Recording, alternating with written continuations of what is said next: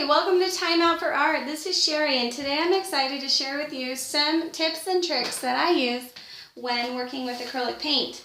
When I'm doing a background in acrylic paint, I always add the Dowler and Rowney acrylic gesso to my background colors. Now they're going to mute them a little bit, but it's going to make blending a lot easier. Another thing that I like to use when I acrylic paint is the Golden Gloss Glazing Liquid Medium. What this will do is it will add to the drying time of your paints.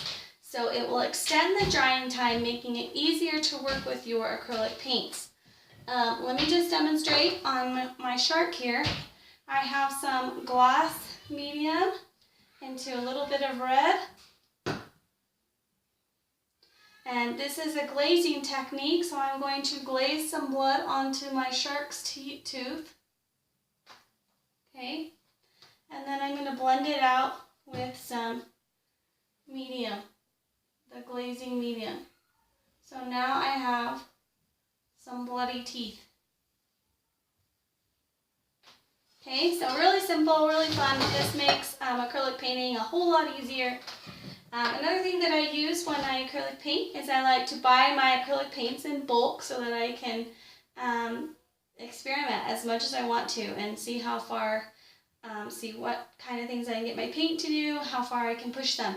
So I buy them in bulk, the chrome acrylic paints, and then I dump them into these dollar store buckets. This makes it really quick access to take a palette knife and pull the paints right out of the plastic container. It's wide enough that I'm not getting gunk around the lid, and they're cheap, they're $1 each, so I love these. Another thing is I like to get brushes at a discount clothing store. Actually, I got a bunch of my brushes at Ross. I got they were $1.99 on clearance, some of them up to $5.99, but they work really good, and you can get really nice, you don't have to have really expensive things to have fun painting. You can use student grade things and stuff you find at discount stores or the craft stores. Always use a coupon when you go to the craft store, always. And so like when you're buying the mediums, you always want to use a 40% off coupon. Don't pay full price. This acrylic gesso, I purchased this at Walmart, and it's awesome. So another thing is too that I like to, or some of the techniques that I use when making my shark is I use some splatter painting. And I just loaded this brush up. This is just a cheap brush, actually from Walmart. I loaded it up with paint, and then I flicked some gray and white onto the canvas to give the effect of splashing water. Another thing that I did was I took this spray bottle, filled it up with water and acrylic paint, and then it's actually a mister.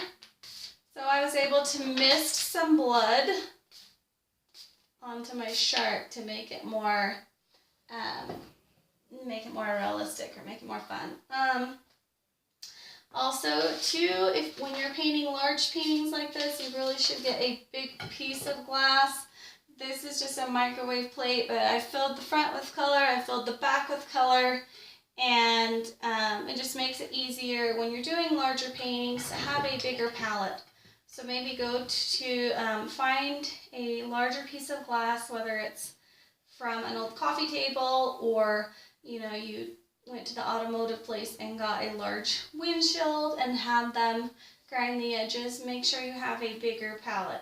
You don't want to be flipping paper plates back and forth and glass plates back and forth to try to find the colors that you need. So those are my tips and tricks, and I enjoy sharing them with you. So if you have any questions or comments, please write them in below, and please like, click, and subscribe. Thank you so much for watching.